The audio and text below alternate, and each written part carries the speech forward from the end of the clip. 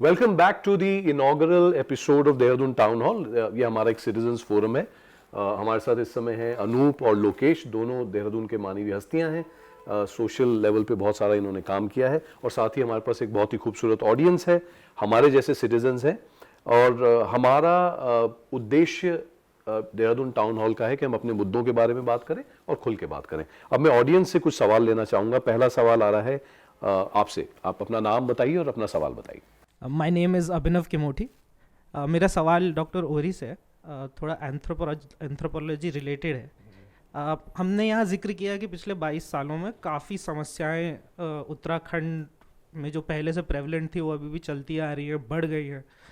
फिर भी हमने ऐसा कोई जन आंदोलन नहीं देखा है उत्तराखंड में जो कि सरकार से, सत्ता पक्ष से ये सवाल उठाए जी समस्याओं को लेकर। तो इसमें बिहेवियरल एस्पेक्ट क्या है उत्तराखंड की जनता का? सवाल क्या ये है कि क्यों ऐसा कोई जन आंदोलन नहीं हुआ, डॉक्टर? ये बहुत इंटरेस्टिंग सवाल है। मुझे लगता है कि ये जो पूरी पॉलिटी हमारे डोर स्टेप पे आ गई, मैंने पहले भी इस चीज़ का जिक्र किया कि हम लोगों ने उत्तराखंड के लोगों ने लड़ के उत्तराखंड लिया, एक जन आंदोलन के माध्यम से लिया। और लेकिन जब हमें स्टेट मिल गई, स्टेटहुड मिल गया, तो ओवर द इयर्स ऐसा हुआ है कि हमारा सोशल फैब्रिक इतना वीक हो गया है कि आज कोई पूरे जंगल के बीच में से एक 300 किलोमीटर की एक हाईवे निकाल देता है केदारनाथ तक, बिना कोई एनवायरनमेंट इम्पैक्ट असेसमेंट किए। लेकिन पब्लिक की तरफ से एक चूं तक नहीं होती। उसमें हज़ारों पेड़ काटे जाते हैं, पितरों के पीपल काटे जाते हैं, सड़क को वाइडन किया जाता है, डेब्री को गंगा में फेंका जाता है। लेकिन ये एक फिनोमिनन है जिसको स्टडी किया जाना बहुत ज़रूरी है। लेकिन जो रीज़न अभी मैं देखता हूँ वो यही देखता हूँ कि हमारा जो सोशल कनेक्ट था अपनी एनवायरनमेंट के साथ, अपने नेचर के साथ, वो कहीं ना कहीं वो बॉन्ड टूटा है। और एक छोटा सा एग्जांपल मैं लूँ कि जैसे फॉरेस्ट है, जंगल है, जंगल जब तक कम्युनिटी का जंगल था वहाँ पे अगर आग लगती थी गर्मियों के समय में, लोग बुझाने जाते थे। लेकिन हमारे कंजर्वेशन एक्ट्स आए, एक डिपार्टमेंट इस्टेब्लिश किया गया, उस जंगल को फेंस ऑफ कर दिया गया, उसको कहा कि अब ये प्रोटेक्टेड फॉरेस्ट है, अब जो कम्युनिटी है वो इसमें नहीं जा सकती, इससे माइनर फॉरेस्ट प्रोड्यूस भी नहीं ले सकती, शहद नहीं निकाल सकती, हर्ब्स नहीं निकाल सकती, क्योंकि ये प्रोटेक्टेड फॉरेस्ट है। तो कम्युनिटी ने भी ये सोच लिया कि अब ये सरकारी जंगल है, अब ये हमारा जंगल नहीं है। सेंस ऑफ ओनरशिप ही चली गई। सेंस ऑफ ओनरशिप चली गई। आज अगर जंगल में आग लगती है तो वो कहते हैं तो फॉरेस्ट डिपार्टमेंट का काम है, हम क्यों जाए बुझाने, जबकि उसका इम्पैक्ट उन पे होना है बहुत ज़बरदस्त। लेकिन फिर भी वो उस चीज़ में पढ़ना नहीं चाहते। तो कहीं ना कहीं ये सोशल फैब्रिक हमारा इन टैटर्स है आज। Linking all this back, Lokesh ji, finally हम क्या करें? हाँ, है तो ये सिटीजन्स फोरम जी, सवाल तो हम उठा रहे हैं, हम समझ भी लेंगे जी। हम कर क्या सकते हैं? हाँ, हमें करना यही है कि अपने एक तो अपने दायरे से बाहर निकलना पड़ेगा। ये अगर हम सोचें कि जो मेरा एड्रेस है, मेरी चार दीवारी, वो मेरा घर है, उससे काम नहीं चलेगा। आपको पूरे देहरादून को अपना घर मानना पड़ेगा, या आप जिस भी डिस्ट्रिक्ट में रहते हैं, जिस भी रीजन में रहते हैं, उसको अपना घर मान के कम्युनिटी को आपस में जोड़ना पड़ेगा, इन मुद्दों पे बात करनी पड़ेगी। और आज की तारीख में आसान है, सोशल मीडिया हमें एक वो फ्रीडम देता है कि हम आलतू फालतू के मुद्दों पे इतना समय व्यर्थ करते हैं। हम इन चीज़ों पे बात करें, पुरानी फ़ोटोग्राफ्स हमें मिल सकती हैं, उनको हम शेयर करें, लोगों को जोड़ें, कभी मिल बैठ के बात करें, और जो हमसे वोट मांगने आते हैं उनसे भी ये सवाल करें। बिल्कुल।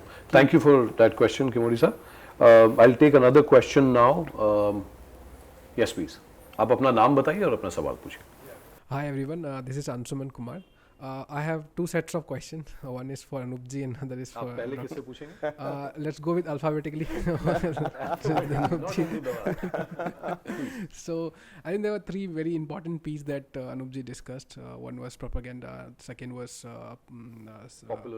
populism, and the third was polarization. So speaking of propaganda, obviously it has always been there, and it has taken new forms, whether we take it from Hitler's era to any era. So my question about propaganda is that now propaganda is very designed in the manner that people are able to see on Twitter and on Facebook what is trending, and propaganda is very designed and it is very effective. True. And there is no counter propaganda. So counter propaganda, as you very rightly pointed out, is only through political parties, that Congress would have an anti-propaganda. What is your question? So my question is that Congress or any opposition party for that matter is already handicapped because they also have a previous track record which is very similar to the one that is in the ruling party. Question. So the question is that how do we help citizens to build a counter propaganda? Okay, so if I had to paraphrase that, बहुत सारा propaganda है, हम क्या कर सकते हैं? देखिए, जो हमने पहले बात करी, इसका कोई स्ट्रेट फॉरवर्ड तो कोई ऐसा तो है नहीं कि भाई हमने ये बटन दबाया और ये आंसर आ गया, लेकिन उसका यही है कि भाई हम again as critical thinking, as rational, हम उस प्रोपेगेंडा के बहाव में ना बहें एक तरीके से। हम पहचाने, अब हम अपना भी, आपके पास में कोई खबर आती है, आपके पास व्हाट्सएप में कोई खबर आती है, तो आप तुरंत उस पर क्यों विश्वास करते हैं? आप भी तो थोड़ा सा इतना लेजी एटीट्यूड नहीं हो सकता, आप हल्का फुल्का फैक्ट चेक कर लीजिए। चाहे आप पीटीआई में चले जाइए, एएनआई में चले जाइए, एनडीटीवी, कहीं पर भी आप चले जाइए कि भाई ये सत्य है या नहीं है। तो इसी किस्म के हल्के फुल्के हमको एज सिटीजन्स हम प्रयास कर सकते हैं, क्योंकि भाई इतनी बड़ी बड़ी ताकतों से तो हम शायद लड़ ना पाएँ, लेकिन कम से कम एक उस इमोशनल, हम अपना कम से कम निर्णय एक इमोशनल डिसीजन ना लें, हम कम से कम एक कंसिडर्ड, केयरफुल, जितना हमसे हो सकता है हम वो उसी तरीके से। और दूसरा प्रॉब्ली जरूरी नहीं है कि आपके पास जो आया आप आगे फॉरवर्ड भी करें। हाँ, एक और विनीत मैं और ऐड करना चाहूँगा। अभी हाल ही का मैं आपको बड़ा प्रैक्टिकल एग्जांपल बता रहा हूँ और आपके जो सवाल से जुड़ा हुआ है। तो एक यहाँ पर राजपुर रोड में एक सर रहते हैं, तो वो किसी बात को लेके बड़े नाराज़ ही थे, एक किस्म से कहते हैं यार मैं किसको वोट दूंगा, मैं तो किसी को वोट नहीं दूंगा। तो कहते भाई दोनों पार्टियाँ एक जैसी हैं। तो मैंने उन्हें कहा सर आपको वोट ज़रूर देना चाहिए, और आप ये क्यों मान रहे हैं कि खाली दो ही दलों के प्रत्याशी हैं? भाई बाकी भी तो प्रत्याशी हैं, तो आप कम से कम बाकियों को भी तो देखिए।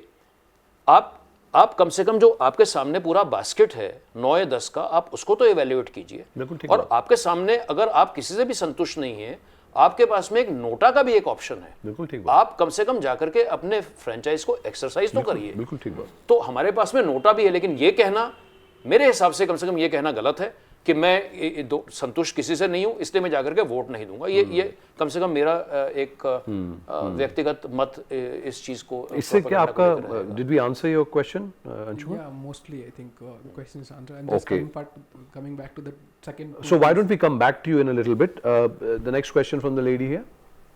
Question from the lady here.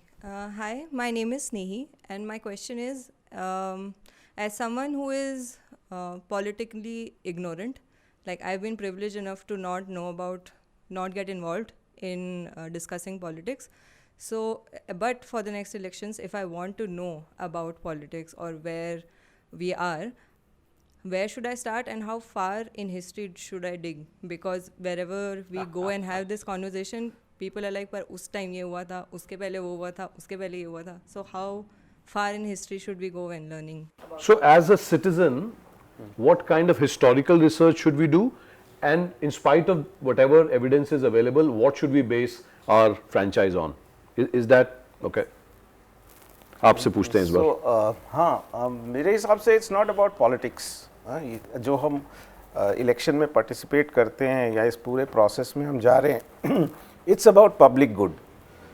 तो हमें उसको उस एंगल से देखना चाहिए कि आज जो मैं डिसीजन लूँगा या लूँगी, और वो डिसीजन अगले 5 साल तक मेरी कम्युनिटी का फ्यूचर डिसाइड करेगा। सो what we are doing today is about the public good. It's not about supporting a particular party.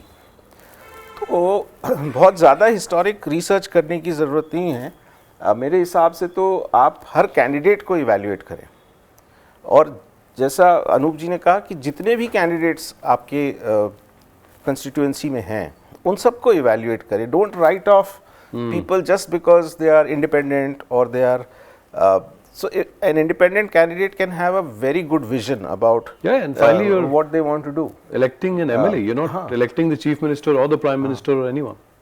And उसके लिए आप इतना देख सकते हैं कि जो इनकम्बेंट है, जो आपसे पहले चुनाव जीता और दोबारा वोट मांगने आ रहा है, उसने अपने जो डेवलपमेंट फंड्स हैं वो कैसे खर्च किए, या उसका विजन क्या है. आप 5 मिनट उनसे बात करेंगे, आपको समझ में आ जाएगा कि क्या उनका आफ्टर ऑल कोई विजन है भी या नहीं भी, या वो सिर्फ आज आपको दिख रहे हैं इसके बाद गायब हो जाएंगे.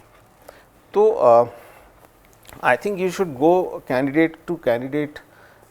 हम जैसे किसी को एम्प्लॉय करने लगते हैं तो इतनी मेहनत तो करनी पड़ेगी, कर लेते हैं. We can't just उसका सोशल मीडिया प्रोफाइल आपको व्हाट्सएप पे डिलीवर होगा.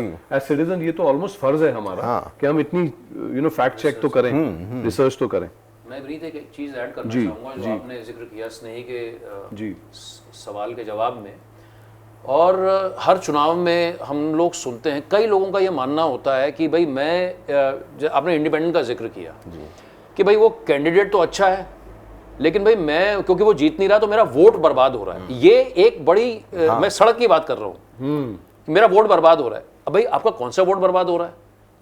आप ये देखिए, सोचने वाली बात है कि क्या आप उस माहौल में जाकर के, क्योंकि भाई आप परसीव कर रहे हैं कि वो जीत रहा है, आप वोट इनको देना चाहते हैं, लेकिन आप कहते हैं नहीं मेरा, तो ये जो वोट बर्बाद हो रहा है, मुझे लगता है कि ये सोच भी देहरादून टाउन हॉल के माध्यम से कि आप ये मत सोचिए कि भाई मेरा वोट बर्बाद हो रहा है. आपके सामने तो जो 9 या 10 11 लोग हैं, आप उनमें से अपना एक निर्णय लीजिए और आप अपने निर्णय पर अडिग रहिए. एक बात और विनीत मैं यहाँ पे बोलना चाहूंगा स्नेही, एक कम से कम अच्छी बात इस चुनाव में ये हुई है बिकॉज ऑफ कोविड, जो चुनाव आयोग ने जितने प्रतिबंध लगा दिए उसके चक्कर में क्या हुआ, जैसे हम सब जानते हैं, कोई रैली नहीं है, कोई रोड शो नहीं है. ये रैलियां और ये रोड शो भी एक माहौल बनाती हैं. उस किस्म का माहौल तो अब की बार है ही नहीं है. तो मैं खाली एक उम्मीद करूंगा कि शायद उन बड़ी बड़ी रैलियों के एब्सेंस से शायद जो सैनिटी है हमारे डिसीजन मेकिंग में वो कुछ हद तक प्रोपेगेंडा भी होपफुली कम होगा. वैसे दूसरा किस्म का चलेगा, तो होपफुली यही एक उम्मीद रहेगी कि भाई वो ग्रेजुअल चेंज ऑफ कोर्स रहेगा. लेकिन so think of public good whenever you are going into elections. आप खाली ये मत सोचिए कि मुझे वोट इसलिए देना है कि मैं सिटीजन हूं, लेकिन इसलिए भी कि इसकी वजह से जो भी आगे 5 साल होने वाला है सारा दारोमदार इसके ऊपर है. दूसरा, अपने कैंडिडेट से जरूर पूछिए कि उनका विजन क्या है, और अगर वो इनकम्बेंट है तो उनसे पूछिए कि भाई आपने पब्लिक फंड्स का किया क्या था. मैं नेक्स्ट सवाल लेना चाहूंगा, please go ahead. My name's Akshita and my question is to all three of you. Okay. Basically, throughout the conversation till now, we've been talking about citizens should do this, citizens should do that.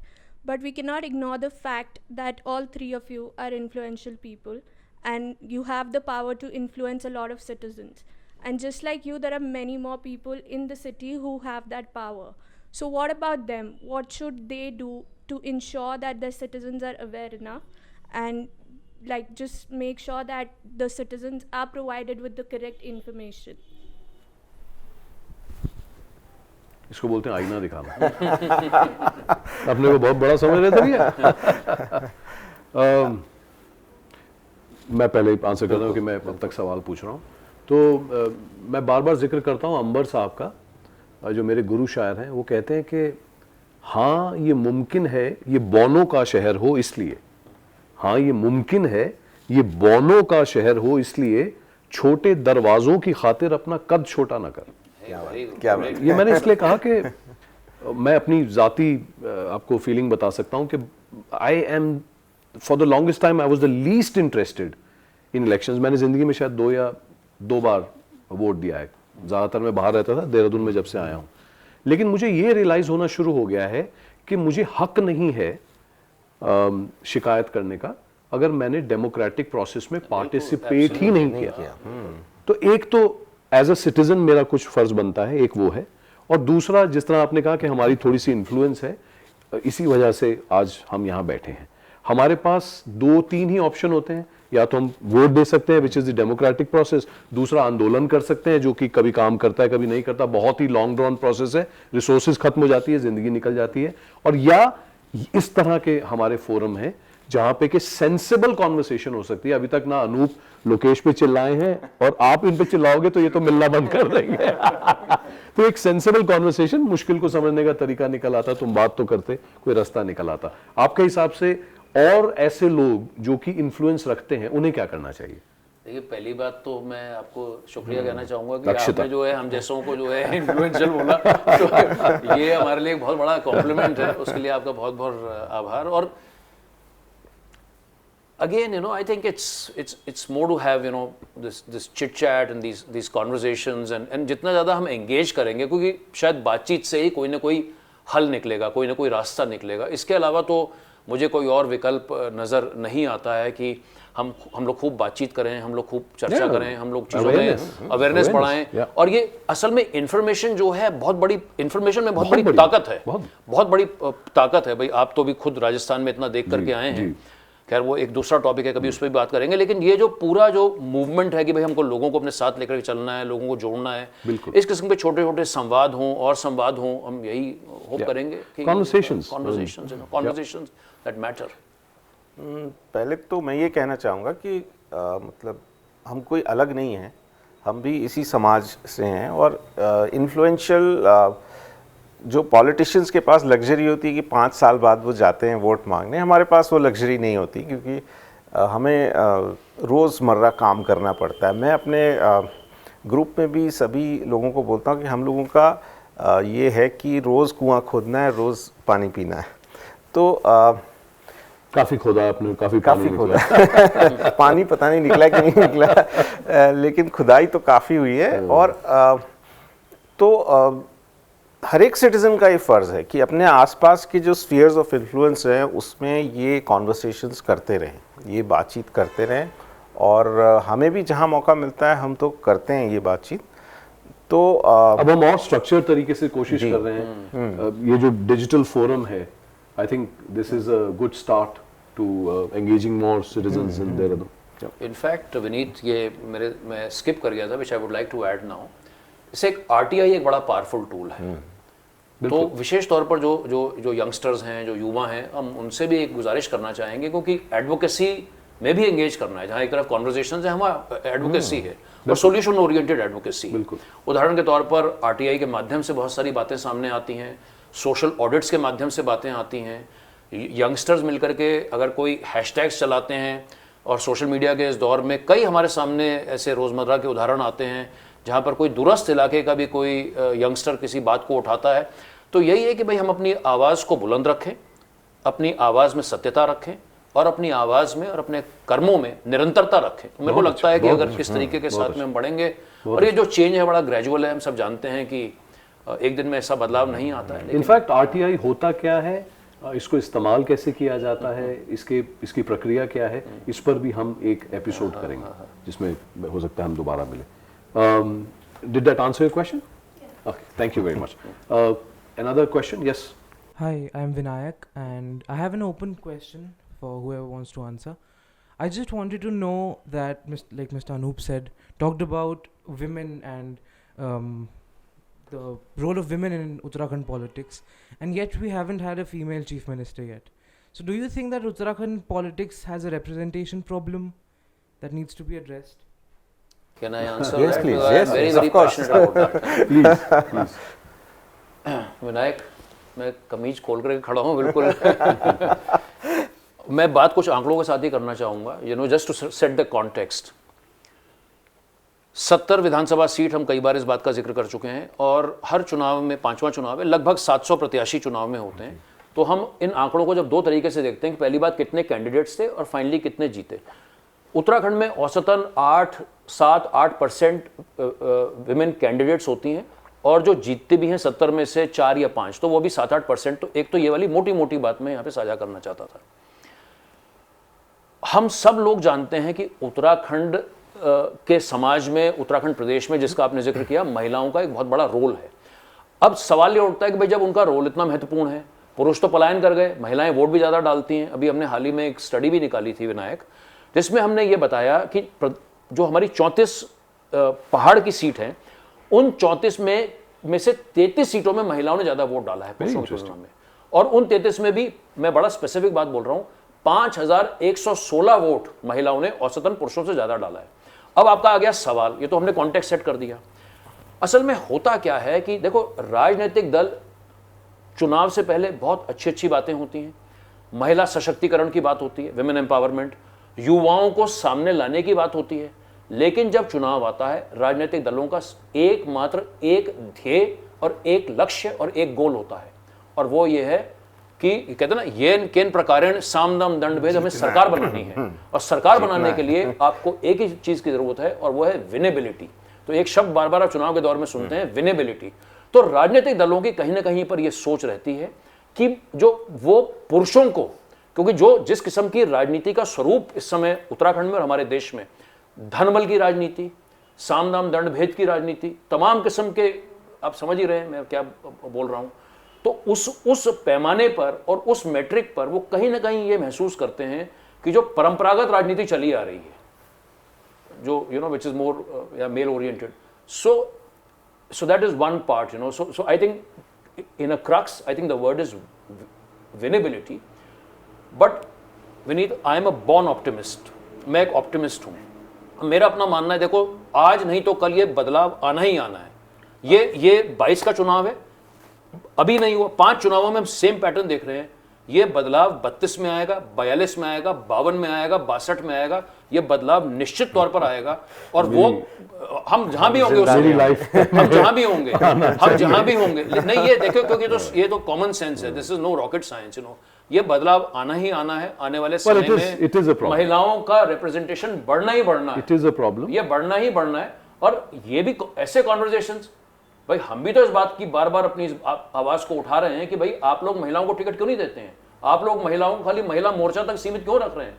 तो ये धीरे धीरे करके जो है ये, but the good thing is that आज हम इस बारे में बात कर रहे हैं। जिस चीज में भी बात शुरू हो जाती है वो कहीं ना कहीं पानी निकलेगा, अपना रास्ता ढूंढेगा। इसमें एक कंट्रोवर्शियल चीज़ मैं थोड़ी सी ऐड कर दूं कि जितने भी महिला रिप्रेजेंटेटिव्स अभी हैं भी हमारे यहाँ दल बदलने में या परिवारवाद में, वो भी मतलब they have not covered themselves with glory. तो मतलब it's not about political ideology के बाद क्या आदमी और क्या औरत, अभी पहले तो सवाल ये हो रहा है कि जीतना है, there should be enough inclusion of women. कई बारी विमेन का ये भी एक रहता है कि भाई जो विमेन लीडर्स ऊपर पहुंच जाती हैं वही उनको बढ़ाने नहीं देती हैं। बिल्कुल, भी देयर आर बहुत सारे, I think goes into a much larger social debate including anthropology. कुछ आपको कुछ है, गेट सम इनसाइट। अभी हमारे पास, we don't know the solutions to it, but this is the reason. Okay, quick last question and then we will, yeah Himanshu. नमस्कार, मेरे 2 सवाल रहेंगे, एक बड़ा सवाल एक छोटा सवाल। पहले बड़ा सवाल अनूप सर से। अनूप सर, जितनी मेरी समझ है, मुझे लगता है कि हम लोग रोल मॉडल, जब स्टेट बना था तो रोल मॉडल चुनने में गलती कर गए। हमें हिमाचल जैसा बनने की कोशिश करनी चाहिए थी, हमने दिल्ली NCR पकड़ लिया मॉडल जैसे। अब से 45 दिन बाद एक नई सरकार आएगी, और अगर मैं कहूँ कि अनूप सर के हाथ में एक रीसेट बटन है और वो सरकार को बोले कि ये 2-3 स्टेप्स हैं मेन, जिससे शायद हम उस समय को जो हम लाना चाह रहे थे वो वापस ला सकें, तो वो क्या होंगे सर 2-3, ताकि नई सरकार को कुछ डायरेक्शन मिल जाए? आपके हाथ में रीसेट बटन है साहब उत्तराखंड और हिमांशु ने आपको रीसेट बटन दिया है। मुझे लगता है हिमांशु की, देखिए जब तक ईमानदारी नहीं होगी ना तब तक कुछ नहीं होगा, है ना। तो सबसे पहले, अब ये तो खैर एक काल्पनिक बात है ईमानदारी, क्योंकि अब पूरा जो उत्तराखंड का जो पॉलिटिकल फैब्रिक है वो बहुत हद तक जो सबसे, जो जैसे हम कहते हैं ना मलाईदार विभाग, आप जानते हैं शराब खनन, तो यहाँ की जो पूरी राजनीति है वो शराब खनन इन चीज़ों के इर्द गिर्द आकर के सिमट चुकी है। तो एक मेरी अगर रीसेट बटन हो तो मैं कहूँ कि यार आप कुछ आय के कुछ नए साधन भी तलाशने की कोशिश करें, क्योंकि वो भी अपने आप में एक अलग बहस है कि उत्तराखंड के समय आर्थिक स्थिति क्या है। और ये शराब वराब, तो ये जो पूरा जो करप्शन का जो है उस पर अगर रीसेट हो कि भाई करप्शन बैकसीट लेता है, ठीक है वो, क्योंकि अन्य राज्यों में भी करप्शन है लेकिन कम से कम करप्शन के बाद काम तो होता है, इधर तो काम भी नहीं होता। तो एक करप्शन का एक ये है। दूसरा एक और मेरा, आपने अच्छा सवाल पूछा है, मैं इस बात को महसूस करता हूं कि पिछले 21 साल में हम ये निर्णय नहीं ले, आपने दिल्ली मॉडल की बात करी, मैं कहूंगा कि उत्तराखंड ये निर्णय नहीं ले पाया कि हम आयुष प्रदेश हैं, हम पर्यटन प्रदेश हैं, हम ऊर्जा प्रदेश हैं, हम जल प्रदेश हैं, हम स्विट्जरलैंड हैं, हम हैं क्या। तो जब तक हम अपने आप को नहीं पहचानेंगे, हम हैं कौन, जैसे हम एक कहते हैं हमारी एक पहचान क्या है, मेरे को शब्द बड़ा अच्छा लगता है अंग्रेजी भाषा में, आइडेंटिटी, हमारी आइडेंटिटी क्या है। बिल्कुल ठीक और मैं शुरुआत में जब सबसे पहली बात आपने बोली उत्तराखंड की आइडेंटिटी, उत्तराखंड की ताकत, उत्तराखंड की यूएसपी उसका पर्यावरण है। आप अपने पर्यावरण को साथ में लेकर के कैसे चलते हैं, क्योंकि आपको सिर्फ आज की नहीं अगले 5, 10, 15, 20, 25, 50 साल के आगे सोचनी है। तो एक करप्शन, एक अपनी पहचानना कि भाई मेरी ताकत ये है, मैं अपनी को इस दिशा में चलूं, तो मेरे को लगता है 2-3 चीज़ों पे इस पे चलेंगे तो शायद कुछ बेहतर होगा। आज हमारे पास इत्तेफाकन सिर्फ 40, 45, 50 मिनट का वक्त था, लेकिन एक चीज़ मैं और ऐड please, करना चाहूँगा please. कि आपने हिमाचल का एग्जाम्पल दिया। हिमाचल बनने के 12 साल तक एक ही मुख्यमंत्री था, उनका नाम था डॉक्टर वाई.एस. परमार और वो एंथ्रोपोलॉजिस्ट थे। आप क्या कहना चाह रहे हो? मैं कुछ नहीं कहना चाह रहा। वोट फॉर बल्कि विनीत में वो परमार साहब के साथ में लोकेश भाई, एक हिमांशु का एक और ये है कि वो थोड़ा सा लगता है वो है जैसे कैपेसिटी बिल्डिंग। हमारे 70 विधायक हैं विनीत, और हमारे 90 शहर आते हैं, जैसे आपको पता है हमारे 90 अर्बन लोकल बॉडीज हैं, फिर हमारे जिला पंचायत अध्यक्ष हैं। हम लोग कभी ऐसी बात क्यों नहीं सोचते कि इन 70 और इन 90 लोगों की और ये जिला पंचायत अध्यक्षों की, इन 150-200 लोगों की निरंतर कैपेसिटी बिल्डिंग। बिल्कुल ठीक है। भाई इनका भी तो लेवल कैसे learning and होगा, development, भाई इनका भी तो L&D होना चाहिए, लर्निंग एंड डेवलपमेंट होना चाहिए। तो इस पर भी अगर ये रीसेट हम लगा सकें, एक नई सोच के साथ में नई सरकार आए और इन नए तरीकों के साथ काम करें, and तो clearly wherever there is leadership lacking, vision does not just originate from the bottom, vision finally has to come from the top, Top, yeah. having taken people along. लेकिन अगर आप लगातार विजन चेंज होता रहता है, constantly focused on मेरा क्या होगा, then so we have another opportunity to change. You had a second quick question, please. इससे ये छोटा क्वेश्चन इसलिए पूछा था, बोला था, बिकॉज ये एक छोटे बच्चे ने मेरे से पूछा था जिसका जवाब मेरे पास नहीं था। तो एक आप ही के लहजे में पूछना चाहूँगा। ये लोकेश सर से है मेरा सवाल। आजकल जो कत्ल हैं वो सुबह के अंधेरे में हो रहे हैं। आजकल जो के कत्ल सुबह के अंधेरे में हो रहे हैं। पहले तो हम दिन की रोशनी में कुछ नहीं कर पाते थे, अब अंधेरे में क्या करेंगे? सवाल ये है सर, आजकल ना पेड़ जब कट रहे हैं तो मैंने ऑब्जर्व करा है बिल्कुल सुबह 3-4 बजे के आसपास ये लोग मशीन से पेड़ काट रहे हैं। हमारे आसपास जब कटे थे, इसने मेरे से पूछा था कि पापा क्या करें हम ये पेड़ रोकने के लिए। लोकेश अंकल ये करते हैं ऐसा, वो अपना कुछ वो करते हैं, तो इसके लिए क्या हुआ है सर, क्या हम कर सकते हैं ऐसी चीज़ें रोक, क्योंकि तो 15-20 मिनट में कट के अलग हो जाते हैं। What should be done? अब ये सिस्टम बहुत एफिशिएंट होता जा रहा है इन सब चीज़ों में, और जब तक लोग सवाल नहीं पूछेंगे, जब तक लोग आगे नहीं आएंगे, तब तक इसका कुछ हल मेरे पास तो नहीं है। As a community also we are quite lazy. हाँ, मतलब इस फोरम में आके तो हम बात कर ही रहे हैं, लेकिन हम देखते हैं और हम, लेकिन द फैक्ट रिमेन्स कि जहाँ जहाँ कम्युनिटी इकट्ठा हुई और उन्होंने कुछ एक शो ऑफ स्ट्रेंथ किया, जैसे कि एयरपोर्ट एक्सपेंशन वाला मामला था, वो सडनली ट्रिगर्ड अ चेंज। उसके बाद हमने देखा कि 3 मुख्यमंत्री बदले, तो और वो उस प्रोसेस से शुरू हुआ। मतलब मैं उसकी डिटेल में नहीं जाना चाहता हूँ, लेकिन तो जहाँ कम्युनिटी एक कंसर्टेड एक्शन करती है, जैसे चिपको में हमने देखा या एंटी डैम मूवमेंट्स में देखा, वहाँ पे असर तो पड़ता है, क्योंकि अल्टीमेटली ये वक्त आना है, लोग आपसे वोट मांगने आएंगे। लेकिन दिक्कत वहाँ हो जाती है कि जब हम वो वाले सवाल नहीं रख पाते, इस समय जब लोग हमसे वोट मांगने आते हैं, तब हम वो सवाल उनके सामने नहीं रख पाते कि भाई मुझे हवा चाहिए सांस लेने के लिए, या मुझे 2 घंटे में दिल्ली से देहरादून नहीं आना, मुझे अपना देहरादून साफ सुथरा चाहिए। I think पूरी discussion, thank you very much Lokesh भाई, thank you very much. I'll have to really wrap this up now. तो एक बार मैं सबको याद दिलाऊं कि हमारा फोरम क्या है। देहरादून टाउन हॉल का ये इनॉग्रल एपिसोड है, क्योंकि इलेक्शंस होने वाले हैं, इसलिए कुछ एक फोकस हमारा पॉलिटिकल सिस्टम, डेमोक्रेसी की तरफ चला गया। बट रियली ये फोरम इसलिए है जिससे कि लोग खुल के बात कर सकें अपने मुद्दों के बारे में। And I think one of the key takeaways for me and I think for the audience is also that do not think कि इलेक्शंस में आपका पार्टिसिपेट करना जरूरी नहीं है या कारगर नहीं होगा। You have a vote, go and exercise it, but do check कि आपका प्रत्याशी कौन है, उनके बारे में रिसर्च करें, उनके बारे में समझें और फिर सोच समझ के वोट दें। और अगेन अंबर साहब के एक शेर से मैं आज की शाम को एंड करना चाहूँगा कि जहां में हर बशर मजबूर हो, बशर यानी इंसान, जहां में हर बशर मजबूर हो ऐसा नहीं होता, हर एक राही से मंजिल दूर हो ऐसा नहीं होता, जहां में हर बशर मजबूर हो ऐसा नहीं होता, हर एक राही से मंजिल दूर हो ऐसा नहीं होता, और गवाहों को तो बिक जाने की मजबूरी रही होगी, गवाहों को तो बिक जाने की मजबूरी रही होगी, हमें भी फैसला मंजूर हो ऐसा नहीं। क्या बात है। So thank you very much audience, thank you very much for watching us. We will be back with another episode of Dehradun Town Hall soon. जो आपकी स्क्रीन पे इस समय ईमेल लिखी हुई है, नंबर लिखा है, उस पे आप हमसे संपर्क बनाए रखिए, हमें बताइए आप और किस बारे में बात करना चाहते हैं, जिससे कि हम अपने मुद्दे, आपके मुद्दे एक साथ उठा सकें। Thank you very much for watching.